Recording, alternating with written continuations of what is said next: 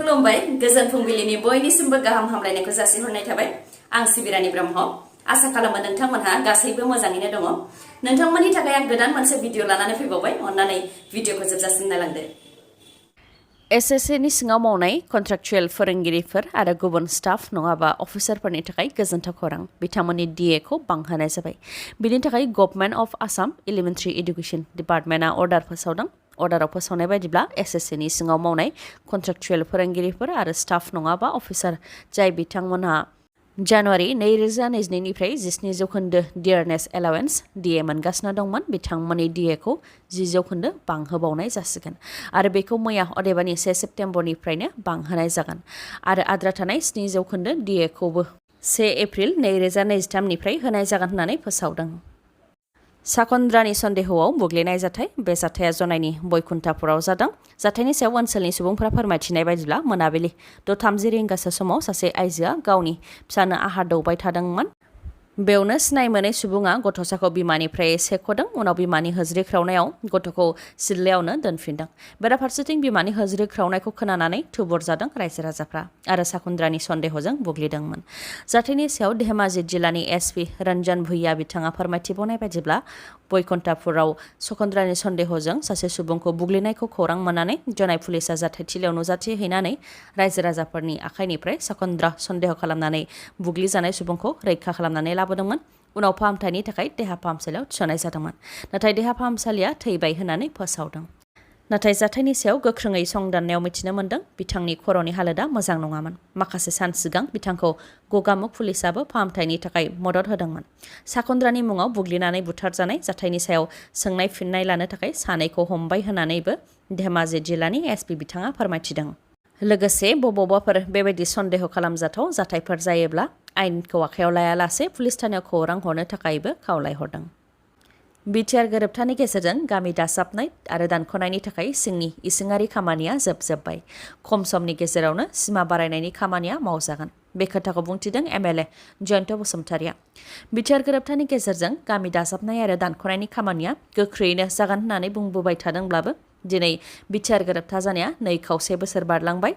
जायनि थाखाय सानजाहा सिमा बारायनाया बे खेबावबो थालांसिगोन नामा बायदि साननाया बेरखांदों बर' रायजो राजाफोरनि गोसोआव नाथाय सानजाहा सिमा बारायनाया जानाय नंला होननानै सन्देह खालामनो नाङा होननानै रोखा बुंथिदों MLA जयन्त बसुमतारिया लोगोसे बुंथिबावदों दि जोबोद खम समनि गेजेरावनो सिमा बारायनायनि खामानिया जागोन गेजेराव 3 बिसायख'थि बारलांबाय आरो सिगांनि बाउन्डारि कमिसननि चेयारमेनबो थैनानै थांनायनि थाखाय गोदानै चेयारमेनबो थिसननाय जाबाय बेनिखायनो खामानिखौ दोनथ'नो गोनां जादोंमोन नांगौ बायदि महर मोननो हायाखैमोनब्लाबो खामानिया जागासिनो दंमोन दा सिंनि इसिङारि खामानिफ्रा गासैबो जोबजोब्बाय होननानै फोरमायथिदों MLA जयन्त बसुमतारिया लोगोसे बिथाङा फोरमायथिबावदों दि बिटिआर गोरोबथानि दफाफोरखौ आखरे आखरे मावनो थाखाय आसाम सोरखार आरो भारत सोरखार मोन्नैबो सोरखारा खोथा होदों दासिम मोननि दफाफोराव मावफुंजाबाय फसंथानफोरनि DPRआबो आबुं जाबाय अक्ट'बर नभेम्बर दाननि गेजेरावनो बेनि अन्थाइ खाम्फा गायसननाया जागोनखौ आसा खालामो होननानै बुंथियो नाथाय बिटिआर गोरोबथा जानायनि 2 बोसोर जानायावनो BTC 6 शेड्युलनि क'क्राझार आरो चिरां जिल्लाखौ लाफानानै इउनियन टेरिटरि बानायनो थाखाय अनन्त रायआ खोथा बुंथिदों आरो बेनि थाखाय मिरु सरकारजोंबो सावरायदों होननानै दाबि खालामदोंमोन अनन्त रायआ बेनि सायाव MLA जयन्त बसुमतारि बिथाङा बुंथिदों दि भारत सरकारजों गोरोबथा जानानै मोननाय 6 शेड्युलनि क'क्राझार आरो चिरां जिल्लाखौ सरजाबनानै इउनियन टेरिटरि बानायनाया माब्लाबाबो जानो हाया सोरखाराव दंफायो हिसाबै सिंनि खोथाखौ मिथिगौ इउनियन टेरिटरि दानायनि थाखाय मिरु सरकारजों जेबो सावरायनाय जायाखै होननानै रोखा खालामनानै होदों MLA जयन्त बसुमतारिया आरो बेनि थाखाय जों होबथालायनो गोनांथि गैया आसाम सोरखारानो दलद थानाय नङा होननानैबो बुंथियो बिथाङा बिटिआर ओनसोलाव सिखावनि उदखार उदालगुरि जिल्ला डिमाकुसिनि दारगा सुबा गामियाव सिखाव खावनाय जाथाय राजिब दैमारिनि AS 01 EY 7217 नंनि रयेल एनफिल्ड हिमालयान मटर साइकेलखौ सिखावा खावनानै लांदों मटर साइकेला 8 दानल' जादोंमोन होननानै फोरमायथिदों मटर साइकेल खावनाय जाथायखौ लानानै डिमाकुसि पुलिस थानायावबो FIR होनाय जाबाय होननानै फोरमायथिदों उदालगुरिनि अनगायैबो क'क्राझार जिल्ला गसाइगावआवबो हरसेयावनो 2 खावनाय जाथाय गसाइगावनि देबनाथ जुवेलारि गलानिफ्राय गहेनानि लकारखौनो खावनानै लांदों सिखावा जेराव गोबां गहेनाफोर दंमोन होननानै फोरमायथिदों बेनि अनगायैबो देबनाथ जुवेलारि गलानि साखाथिनिनो सुदीप देबनाथनि गलायावबो सिखाव हाबनानै रांजों लोगोसे गहेना खावनानै लांदों मोन्नैबो गलानिफ्राय खावनाया गासै 8 लाख रांसो जागौमोन होननानै फोरमायथिदों दासान्दि अखा हाबाय थानायखौ खाबु लानानैनो गलानि ग्रिलखौ सिफायनानै हरनि समाव सिखावफोरा गलायाव सिखाव खामानिखौ मावदों होननानै फोरमायथिदों बिथांमोनहा। मिथिहोनाय नोंथांमोना सोरबाफोर राजिब दैमारिनि AS01 EY 7217 नंनि रयेल एनफिल्ड हिमालयानखौ नुयोबा 8798052779 नङाव कल हरनानै खौरां हरनो हागोन। फिन गोमानायनि खौरां। गुबुन रायजोनिफ्राय आसाम फारसे फैबाय थानायावनो गोमादों। गोमानाय सुबुंनि मुङा बिलिफां दैमारि, उदालगुरि जिल्ला माजबादनि सिङाव थानाय बाहादुर आदर्शगाव गामिनि आन्दोल दैमारि आरो दिम्ब्र दैमारिनि फिसाज्ला बिलिफां दैमारिया गोमानानै दङ। फोरमायथिनाय बायदिब्ला बिथाङा थांनाय 24 आगस्टनिफ्रायनो गोमानानै दङ। नखरनि सुबुंफ्रा फोरमायथिनाय बायदिब्ला गवानि पन्डायाव थानाय कृष्णा फेन कम्पानियाव खामानि मावहैयोमोन, नाथाय गवानिफ्राय आसामसिम शालिमार अमरावती एक्सप्रेसजों फैबाय थानाय समनिफ्रायनो गोमानानै दङ। दिनैसिम बिथाङा न' फारसे सफैफिननायलाय आरो बिथांनि सोमोन्दै दिनैसिम नखरनिया जेबो खौरां मोनैलाय रायजो राजाफोरनिफ्राय मदद हास्थायदों। सोरबाफोर बिलिफां दैमारिखौ नुसनबायोब्ला एबा बिथांनि सोमोन्दै सोरबाफोर खौरां मोनोबा न'सिम खौरां हरनो थाखाय खावलायहरदों। जानबुं नम्बरा 8999223542। खेबसे बुंबावनि 8999223542।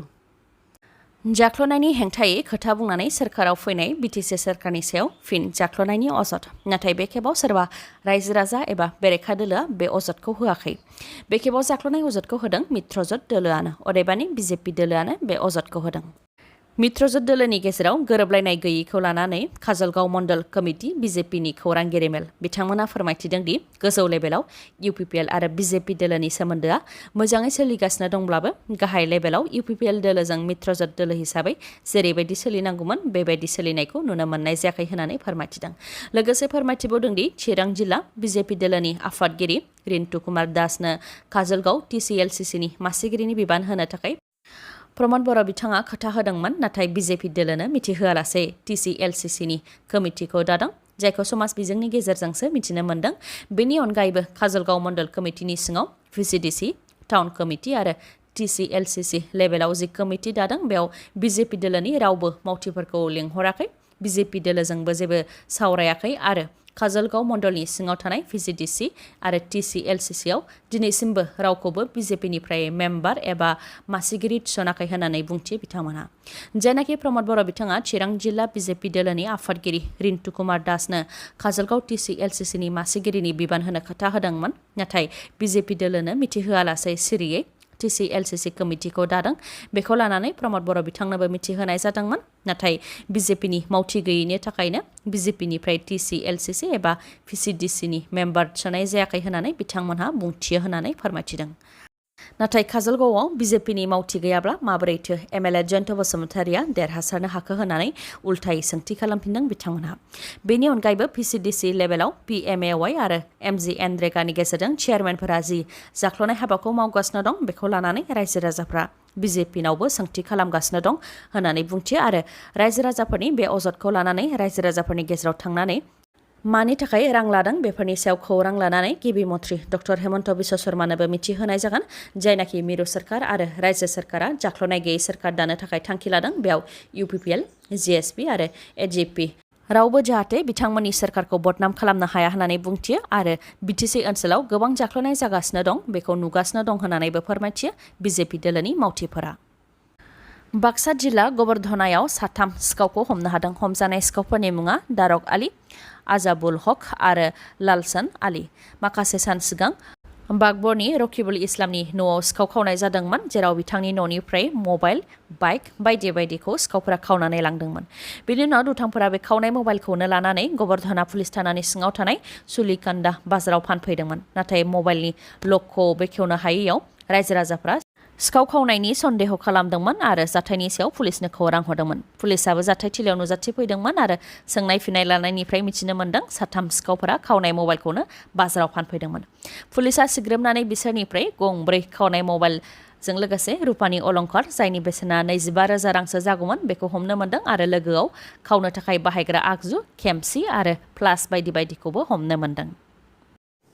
दिनैनि भिडिअ'आ एसेनोसै। गाबोन आरो गोदान भिडिअ'जों लोगो मोनफिनबावगोन। नोंथाङा दासिमबो आंनि चेनेलखौ साबस्क्राइब खालामाखैबा अन्नानै साबस्क्राइब खालामदो, लोगोसे लाइक, कमेन्ट आरो शेयार खालामनो दाबाव। गोजोन्थों।